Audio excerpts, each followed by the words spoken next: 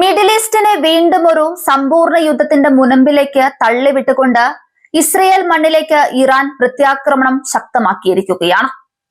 Israel ലക്ഷ്യമാക്കി വൻതോതിൽ ballistic മിസൈലുകൾ വർഷിച്ചതിന് തൊട്ടു പിന്നാലെ അതിമാരകമായ ഷഹീദ് 136 ഡ്രോണുകളുടെ ഒരു വലിയ കൂട്ടത്തെയും ഇറാൻ അതിർത്തി കടത്തിവിട്ടതായാണ് ഏറ്റവും പുതിയ റിപ്പോർട്ടുകൾ വ്യക്തമാക്കുന്നത്. മേഖലയിലെ ഭൗമരാഷ്ട്രീയ സമവാക്യങ്ങളെ പാടെ മാറ്റിമറിക്കുന്ന തരത്തിലാണ് ഇറാന്റെ ഈ പുതിയ സൈനിക നീക്കം അരങ്ങേറിയിരിക്കുന്നത്. കേവലം ഒരു സൈനിക പ്രതികാരം എന്നതിലുപരി വ്യക്തമായ ഒരു രാഷ്ട്രീയ നയതന്ത്ര സന്ദേശവും ഈ ഡ്രോൺ ആക്രമണത്തിന് പിന്നിൽ ഇറാൻ കരുതിവെച്ചിരുന്നു.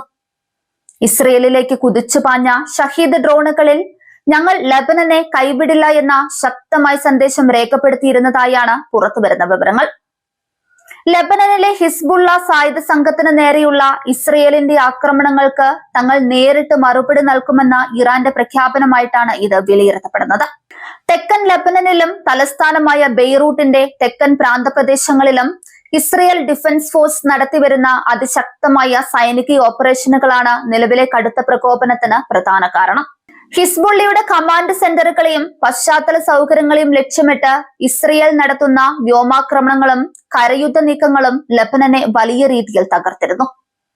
ഈ സാഹചര്യത്തിലാണ് തങ്ങളുടെ ഏറ്റവും അടുത്ത സഖ്യകക്ഷിയായ ഹിസ്ബുള്ളയുടെ രക്ഷയ്ക്കായി ഇറാൻ നേരിട്ട് രംഗത്തിറങ്ങിയിരിക്കുന്നത്. ഇസ്രയേൽ ഭരണകൂടം എല്ലാത്തരം ചുവപ്പ് രേഖകളും ലംഘിച്ചു കഴിഞ്ഞതായി ഇറാനിലെ ഉന്നത സൈനിക ഭരണാധികാരികൾ ഔദ്യോഗികമായി മുന്നറിയിപ്പ് നൽകി. പരമാധികാരമുള്ള ഒരു രാജ്യത്തിനു മേലും അവിടുത്തെ ജനങ്ങൾക്ക് മേലും ഇസ്രയേൽ നടത്തുന്ന അതിക്രമങ്ങൾ ഇനി തികച്ചും കയ്യും കെട്ടി നോക്കി നിൽക്കാൻ സാധിക്കില്ലെന്നാണ് ടെഹ്റാൻ വ്യക്തമാക്കുന്നത്. ഇസ്രയേൽ തങ്ങളുടെ ആക്രമണങ്ങൾ ഉടനടി അവസാനിപ്പിച്ചില്ലെങ്കിൽ ഇതിലും ശക്തവും വിനാശകരവുമായ തിരിച്ചടികൾ നേരിടേണ്ടി വരുമെന്നും ഇറാൻ ഭീഷണിപ്പെടുത്തിയിട്ടുണ്ട്. അതേസമയം ഇറാന്റെ ഭാഗത്തു നിന്നുണ്ടായ മിസൈൽ ഡ്രോൺ ആക്രമണങ്ങളെ പ്രതിരോധിക്കാൻ ഇസ്രയേൽ സൈന്യം രാജ്യത്തുടനീളം കടുത്ത ജാഗ്രതാ നിർദ്ദേശം പുറപ്പെടുവിപ്പിച്ചിരിക്കുകയാണ്. തങ്ങളുടെ വ്യോമ പ്രതിരോധ സംവിധാനങ്ങളായ അയൺ ഡോം, ആരോ, ഡേവിഡ് സ്ലിംഗ് എന്നിവയെല്ലാം സജ്ജമാക്കി നിർത്തിയാണ് ഇസ്രയേൽ ഇറാന്റെ ആക്രമണങ്ങളെ നേരിടുന്നത്. തങ്ങൾക്ക് നേരെയുണ്ടാക്കുന്ന ഇത്തരം ഭീഷണികൾ കൊണ്ട് ലെബനനിലെ സൈനിക നീക്കങ്ങളിൽ നിന്ന് പിന്മാറില്ലെന്ന് ഇസ്രയേൽ സൈനിക വക്താക്കൾ പ്രഖ്യാപിച്ചു കഴിഞ്ഞു. ലെബനനിലെ ഹിസ്ബുള്ളിയുടെ സാന്നിധ്യം പൂർണ്ണമായും ഇല്ലാതാക്കുന്നത് വരെ തങ്ങളുടെ ഓപ്പറേഷനുകൾ തുടരുമെന്ന ഉറച്ച നിലപാടിലാണ് ഇസ്രയേൽ പ്രധാനമന്ത്രിയും സൈനിക നേതൃത്വവും.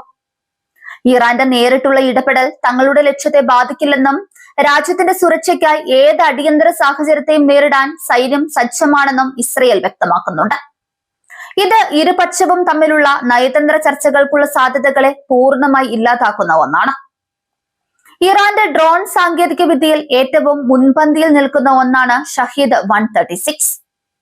കുറഞ്ഞ ചിലവിൽ നിർമ്മിക്കാവുന്നതും എന്നാൽ ലക്ഷ്യസ്ഥാനത്ത് വലിയ നാശനഷ്ടങ്ങൾ വരുത്താൻ കെൽപ്പുള്ളതുമായ ഈ ആത്മഹത്യാ ഡ്രോണുകൾ ഒരേ സമയം വലിയ കൂട്ടമായി അയക്കുമ്പോൾ പ്രതിരോധ സംവിധാനങ്ങളെ പോലും ആശയക്കുഴപ്പത്തിലാക്കാൻ ഇവയ്ക്ക് സാധിക്കാറുണ്ട്. അതുകൊണ്ട് തന്നെ ഇസ്രയേലിന്റെ അത്യാധുനിക എയർ ഡിഫൻസ് സിസ്റ്റത്തിന് നേരെ വലിയൊരു വെല്ലുവിളിയാണ് ഈ ഡ്രോൺ കൂട്ടം ഉയർത്തുന്നത്. നിലവിലെ ഈ സവിശേഷ സാഹചര്യം മിഡിൽ ഈസ്റ്റിൽ ഒരു പ്രാദേശിക മഹാസംഗ്രഹത്തിനുള്ള സാധ്യതകളെ സജീവമാക്കിയിരിക്കുകയാണ്. ഇറാൻ, ഇസ്രയേൽ, ലെബനനിലെ ഹിസ്ബുള്ള എന്നിവർക്ക് പുറമെ യമനിലെ ഹൂതികളും ഇറാഖിലെയും സിറിയയിലെയും വിവിധ ഷിയാ സായുധ സംഘങ്ങളും ഈ നിഴൽ യുദ്ധത്തിന്റെ ഭാഗമായി മാറിയിട്ടുണ്ട്.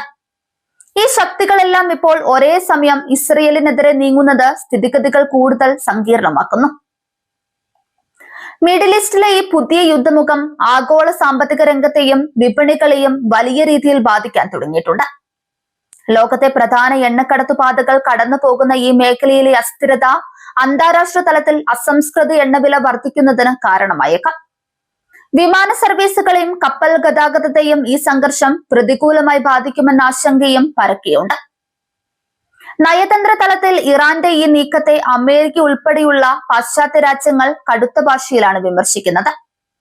ഇസ്രയേലിന്റെ സുരക്ഷ ഉറപ്പാക്കാൻ തങ്ങൾ ബാധ്യസ്ഥരാണെന്ന് വ്യക്തമാക്കിയ അമേരിക്ക മേഖലയിലേക്ക് കൂടുതൽ യുദ്ധക്കപ്പലുകളും പ്രതിരോധ സാമഗ്രികളും അയക്കാൻ സാധ്യതയുണ്ടെന്നാണ് അന്താരാഷ്ട്ര മാധ്യമങ്ങൾ റിപ്പോർട്ട് ചെയ്തത്.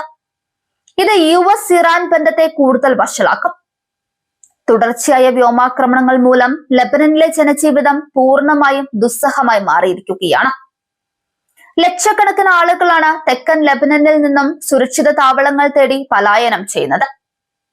ഈ ഒരു ഘട്ടത്തിൽ ഇറാന്റെ ഭാഗത്തു നിന്നുണ്ടായ പരസ്യമായ പിന്തുണയും സൈനിക ഇടപെടലും ഹിസ്ബുള്ള അണികൾക്കും ലെബനനിലെ ഒരു വിഭാഗം ജനങ്ങൾക്കും വലിയ ആത്മവിശ്വാസം നൽകുന്ന ഒന്നാണ്. റെസിസ്റ്റൻസ് അച്ചുതണ്ടിന്റെ നേതാവ് എന്ന നിലയിൽ തങ്ങളുടെ സഖ്യകക്ഷികളെ സംരക്ഷിക്കേണ്ടത് ഇറാന്റെ അന്താരാഷ്ട്ര പ്രതിച്ഛായയുടെ ഭാഗമാണ്. ഹിസ്ബുള്ളയെ ഇസ്രയേൽ പൂർണ്ണമായി തകർക്കുന്നത് നോക്കി നിന്നാൽ അത് മേഖലയിൽ ഇറാന്റെ സ്വാധീനം ഇല്ലാതാക്കുമെന്ന് ടെഹ്റാൻ ഭയപ്പെടുന്നുണ്ട്.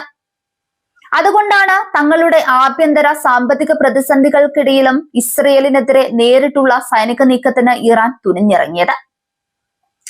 ഇരു രാജ്യങ്ങളും തമ്മിലുള്ള മിസൈൽ ഡ്രോൺ കൈമാറ്റങ്ങൾ കേവലം ഒരു അതിർത്തി തർക്കമല്ല, മറിച്ച് മിഡിൽ ഈസ്റ്റിലെ ആധിപത്യത്തിന് വേണ്ടിയുള്ള കടുത്ത പോരാട്ടമാണ്. മുൻകാലങ്ങളിൽ നിഴൽ യുദ്ധങ്ങളിൽ മാത്രം ഏർപ്പെട്ടിരുന്ന ഇറാനും ഇസ്രയേലും ഇപ്പോൾ പരസ്പരം നേരിട്ട് ആക്രമിക്കാൻ തുടങ്ങിയത് അന്താരാഷ്ട്ര സമൂഹത്തെ കടുത്ത ആശങ്കയിലാക്കുന്നുണ്ട്. ഐക്യരാഷ്ട്രസഭയും മറ്റ് ആഗോള സമാധാന സംഘടനകളും അടിയന്തരമായി ഇടപെടണമെന്ന ആവശ്യവും ശക്തമാണ്.